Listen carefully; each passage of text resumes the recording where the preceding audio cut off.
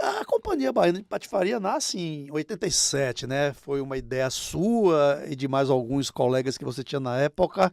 Eu queria que você me contasse como surgiu essa ideia e por que este nome, Patifaria? Boa pergunta, porque a gente passou o resto da vida tendo que explicar, né, esse Patifaria. Na verdade, a companhia surgiu de um sexteto de atores, de amigos, né, atores, juntamente com, acho que o Patife Mó, né, na época. O Patife, no nosso uso dessa palavra, tem muito a ver com o palhaço, o brincalhão, né, aquele que brinca tanto que passa um pouco da conta, mas é no sentido de diversão. Quando a gente saiu de Salvador e saímos da Bahia e fomos, por exemplo, estrear no Rio de Janeiro e São Paulo, esse nome soou estranho para muitos jornalistas que vinham entrevistar e querer saber. E a gente explicava que, embora o Patife tenha uma conotação negativa, né, para a maioria das pessoas, mas no nosso uso foi muito no sentido de falar do palhaço, do brincalhão. E o Patife Mó era Moacir Moreno, que a gente perdeu, né, há mais de 30 anos atrás, mas que foi um cara que ele era agregador, né? Moacir eu conheci no Curso Livre, eu comecei no teatro no Curso Livre há 43 anos atrás, no Teatro Castro Alves, com direção de Luiz Marfus.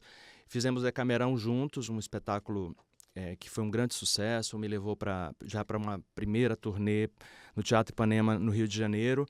E quando a gente voltou do Rio de Janeiro, isso era 82, a gente entendeu que o desejo de continuar em cena era maior que tudo. Então, entre 82 e 87, o surgimento da companhia, a gente fez muitos trabalhos, né, trabalhos esporádicos, trabalhos amadores, né, no bom sentido da palavra, no sentido de você estar se exercitando para se profissionalizar. E aí, em 87, Moacir Moreno foi essa pessoa que agregou esse outro quinteto de atores, com ele formando o sexteto, e decidimos que estava na hora da gente voltar para a cena. Porque a gente chama da era dos diretores. Então, assim, Márcio Meirelles tinha um grupo, Fernando Guerreiro tinha um grupo, Luiz Marfus tinha outro grupo. E Salvador o Teatro de Salvador era formado por muitos grupos que tinham um trabalho muito bom, desenvolvido, bacana, e eu assistia tudo. Nós somos fruto também disso tudo que a gente assistiu. Somos fruto de tudo que a gente assistiu na Escola de Teatro da UFBA também. Somos fruto de todos os espetáculos que vinham de fora, né, para o palcão do TCA. E por a gente fazer o curso livre no TCA, a gente tinha acesso a muitos espetáculos que chegavam de fora. Então, grandes nomes da televisão brasileira, do teatro brasileiro, que vinham se apresentar em Salvador, a gente também tinha acesso. Então, esse desejo, essa vontade de voltar para a cena, em 87, a gente se juntou e disse, bom, está na hora da gente formar o nosso grupo. E aí surgiu a Companhia Baiana de Patifaria. Esse nome levou uma madrugada de discussão para que nome seria. Primeiro era charisma, né? Como é que é aquele perfume? Teve vários Tinha nomes antes, Charida, né? Cachemir Bouquet. Cachemir Por isso que tem esse espírito do patife, do brincalhão, né? Porque até os nomes que a gente anotou num papel pautado na época, assim, a gente anotou uns 50 nomes para Como é que veio escolher Patifaria? Foi o último ou foi escolhido dentre Eu eles? acho que assim, no meio da madrugada apareceu esse nome, provavelmente deve ter sido de Fernando Guerreiro, que foi o diretor que mais se identificou com o trabalho da companhia, porque a primeira peça, o Abafabanca, que estreou em 87, ela reunia 5 diretores. Éramos um sexteto de atores que não tinha um centavo e que queria montar um espetáculo e não tinha teatro. Então a gente foi para o Ad Libitum, que era um bar-restaurante de músicos de jazz que ficava no Rio Vermelho, ali no Largo Mariquita? da Mariquita, no Largo da Dinha.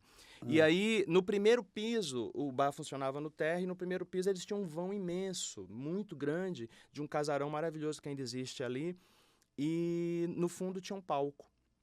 Então a gente foi lá e propôs que a gente estreasse o espetáculo lá. Não era um teatro, mas a gente queria transformar no teatro e conseguimos. E a Bafabanca, de forma inédita... Foi a sua primeira peça da Com a companhia? companhia.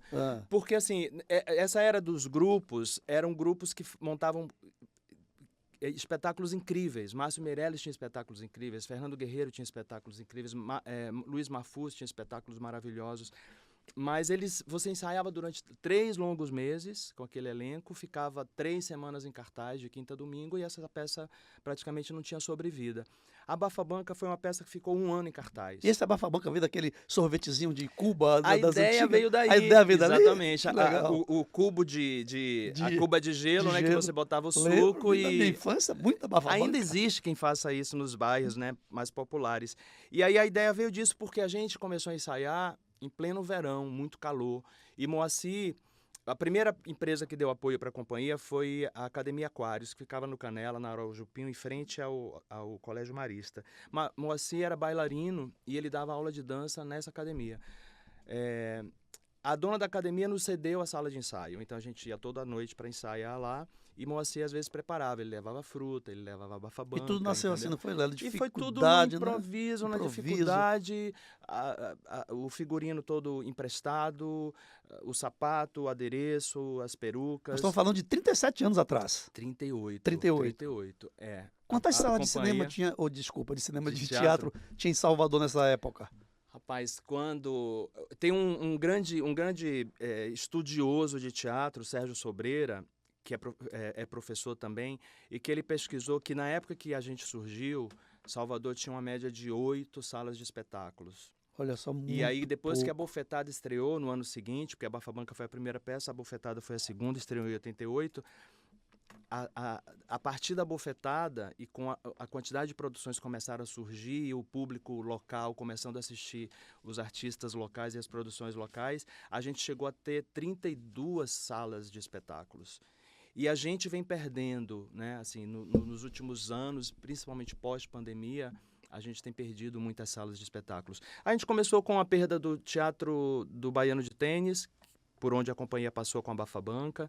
Foi um espetáculo que surgiu no Adlibito, no Rio Vermelho, circulou por vários teatros de Salvador. A Bafabanca ficou 1 ano só em cartaz? 1 ano em cartaz. E isso para teatro baiano era um fenômeno. Fenômeno. Né? Na época, com 8 salas, inclusive. E isso nos impulsionou a não parar.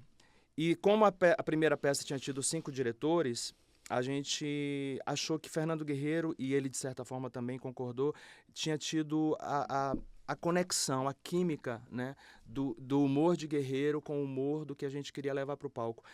É importante que a gente coloque o surgimento da companhia também num contexto político do país, né? Era um contexto de que a gente vinha de uma ditadura, eu cresci durante uma ditadura militar que, de certa forma, gerou muitos conflitos, né? Os espetáculos de teatro, eles tinham uma densidade dramática e uma seriedade, eram muito bons, mas eles tinham uma seriedade que, quando a companhia surgiu, a gente queria exatamente o oposto, a gente queria levar o humor, a comédia de volta para a cena. Então o Guerreiro se identificou tanto que ele, depois de 1 ano com a Bafabanca, ele disse: vamos continuar, a gente não pode parar, a gente está conseguindo se comunicar com o público. E aí ele trouxe esses textos que compõem a Bofetada. E como foi que surgiu o nome da peça, a Bofetada? A Bafabanca você já me deu aí a ideia. Quero saber por que a Bofetada. A gente conseguiu dar um nome para o espetáculo e só consegui explicar ele anos depois. Porque, como tudo na companhia, as coisas eram meio que... A gente jamais imaginou, por exemplo, eu jamais imaginei, como um dos fundadores da companhia, que eu estaria hoje, 38 anos, falando da Companhia Baiana de Patifaria em cartaz, em cena, interpretando um personagem que estreou em 88. Mas tudo foi muito no improviso, tudo foi muito na tentativa, e a Bofetada surgiu também numa dessas reuniões da varanda à madrugada para escolher o nome, várias possibilidades, vários nomes divertidos, e a gente escolheu a Bofetada e a gente achava que ele se resolvia, assim, a gente não explicava muito. Depois, o próprio Moacir disse que a bofetada era porque as pessoas começavam a dizer pra gente que saíam com o maxilar doendo, de tanto rir. Tanto rir. Então a gente falou, a bofetada, na verdade, é uma bofetada de riso, de alegria. As pessoas saem com o maxilar doendo, mas é de alegria. As coisas que são inexplicáveis, né? A bofetada. Mas é uma luva para esse espetáculo, né? Inclusive era um esquete de 30 minutos, que ele começou assim, né? Mas, na verdade... Essa peça veio se reinventando a cada... Não, o esquete de 30 minutos era Fanta e Pandora. Era Fanta e Pandora. A Bofetada era... Quando ela estreou, ela tinha 4 esquetes. Então, a gente tinha... Guerreiro trouxe esses textos de autores paulistas, né? Mauro Razzi, Miguel Magno e Ricardo de Almeida, que eram fenômenos do teatro brasileiro, de um teatro que a imprensa no Sul quis, de forma pejorativa, chamar de besteirol, né? Mas no sentido de reduzir aqueles textos e aqueles espetáculos à besteira. E isso, na verdade, deu uma guinada, virou um subgênero da comédia, né? Assim, o Brasil hoje tem um gênero de comédia que se chama besteirol. E esses textos vinham desse período. Inclusive, a companhia foi para o Rio de Janeiro, entre aspas, que disseram, o baiano vai ensinar o carioca e o paulista a fazer Isso nos causou humor. um problema. Isso nos causou um problema, uma ciumeira. Mas foram eles que falaram isso, não foi? A imprensa lá divulgou. do Mas tem Rio. uma frase que Moacir Moreno disse uma vez acho que foi para o jornal O Globo, quando a gente estreou. Finalmente a gente rompeu as fronteiras da Bahia, a gente tomou coragem, a Bofetada era um grande fenômeno, era um grande sucesso. A gente estreou na pequena sala do coro do TCA, 120 lugares na época, era um semi-arena, né, 2 arquibancadas e um vão onde funcionava o palco. Até o dia em A que... plateia ficava, tinha uma parte ficava de banda, de lado, você Exatamente, a plateia ficava meio lateralizada e o palco aqui... E um dia não cabia mais de gente e o público invadiu, quebraram a porta do teatro, invadiram e sentaram no palco.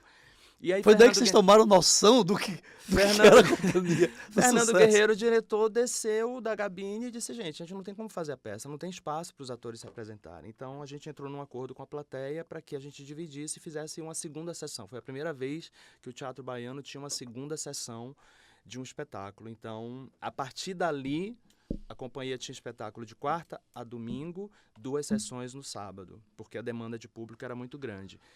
E aí... essa coragem, assim, acho que a imprensa baiana, o público baiano, né, a gente circulou por algumas cidades do interior primeiro para tomar essa coragem, ver como a peça funcionava para outras plateias que não só a de Salvador. E aí a gente tomou a coragem de ir para o Rio de Janeiro buscar pauta em teatro. A gente viajou, eu, Moacir e Fernando Marinho. Viajamos para Belo Horizonte, Rio de Janeiro e São Paulo. E a gente andava muito, a gente levava projetos. Naquela época o projeto era impresso, a matéria de jornal, a gente já tinha um clipe jornalístico muito aquela pastinha, bom, né? a pastinha. Hoje em dia você manda essas coisas pela internet, as pessoas recebem, abrem, leem. Até pelo celular. Naquela época era impresso na gráfica, entendeu? Tinha que ir na gráfica rápida fazer. E depois dessa viagem entre Belo Horizonte, São Paulo e Rio, e muitas negativas, né? Muitas negativas, ninguém se interessava. Imagino, para a época, hein? Nordestino. A gente recebeu, não existia celular, não existia internet, então assim, você tinha que marcar a hora para receber uma ligação. Eu não tinha telefone em casa, né? Então a gente chegou o telefonema para Guerreiro de que o Teatro Ipanema, no Rio de Janeiro, tinha interesse em levar o espetáculo em 1991. E aí estreamos no dia 5 de janeiro de 91 no Teatro Ipanema.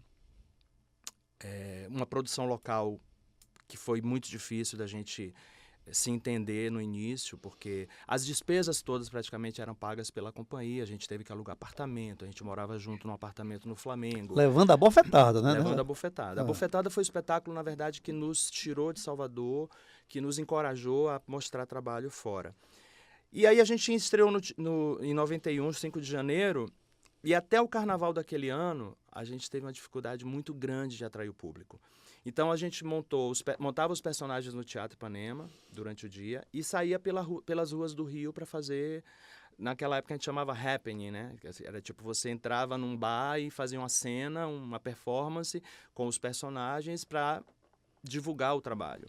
Até o dia que a Rádio Cidade, na época, viu a gente num teatro no Leblon, num bar no Leblon, um bar daqueles bem movimentados, e aí falaram, a gente quer apoiar esse espetáculo. Aí vocês vão junto com a gente, com a equipe da rádio, em bares famosos, né? Garota de Ipanema, Boemia, enfim, eram bares muito famosos e cheios que a gente ia e criava as cenas rápidas, né? E aquilo não enchia o teatro ainda. Aí um dia montamos os personagens... Esse teatro tinha capacidade para quantos? Que você 400 lugares. Atravessamos a Vieira Soto, fomos para a praia de Ipanema com os personagens, e aí Vera Ficha passa, né? Ela estava correndo na orla. Aí parou, ficou olhando e tal. O jornal o Globo veio fazer a cobertura, né, dos personagens na orla da... E aí fizeram uma foto nossa com Vera Fischer. A gente falou, agora vai, entendeu? Agora vai pegar, agora vai deslanchar. E a foto saiu no jornal o Globo. Mas a peça não acontecia. A gente tinha muita dificuldade. No último final de semana antes do Carnaval, de 91, a gente ia interromper a temporada para o Carnaval, viria para Salvador passar o Carnaval aqui e ia voltar para continuar a temporada lá. O crítico do Jornal do Brasil assistiu e gostou muito. E aí saiu a primeira crítica muito positiva da Bofetada no Rio de Janeiro, no Jornal do Brasil. Quando a gente voltou pós-Carnaval, quem deu a notícia da crítica foi Caetano Veloso e Paula Lavigne no Baile das Atrizes aqui. Nos encontramos e eles falaram, saiu uma crítica hoje, é maravilhosa. Naquela época, atravessar a Paralela era literalmente atravessar um vão livre de... Era um matagal e uma estrada indo até o aeroporto. A gente foi até o aeroporto porque era o único lugar onde a gente acharia o Jornal do Brasil naquele horário. E quando a gente voltou para o Rio, o Teatro Ipanema não cabia para a quantidade de público que a gente passou a chamar a atenção. E aí veio o primeiro convite para um desses programas nacionais que serviram como vitrine para divulgar nosso trabalho. Foi o Jô Soares. Eu lembro de Frank Menezes, que integrava o elenco original, indo me dar notícia de que a produção de Jô tinha ligado, já tinha marcado o dia da viagem para a gente ir para São Paulo gravar. Jô ainda trabalhava no SBT. E depois da apresentação do Jô, o telefone da produção não parava de tocar de produtores de norte a sul do país querendo o espetáculo. E Hebe Camargo ficou com ciúmes e disse que queria a gente no programa dela. Então, Hebe é considerada a madrinha porque no programa de Hebe a gente foi umas 7 ou 8 vezes. Entre a Bofetada e Noviças, a gente acabou indo muitas vezes. E realmente projetaram a companhia para o resto do país. E aí são quase 80 cidades que a gente percorreu com a Bofetada, depois com Noviças Rebeldes. E juntamos um repertório de 9 peças. Aí o Sorrindo convida, novidade e informação para melhorar sua vida.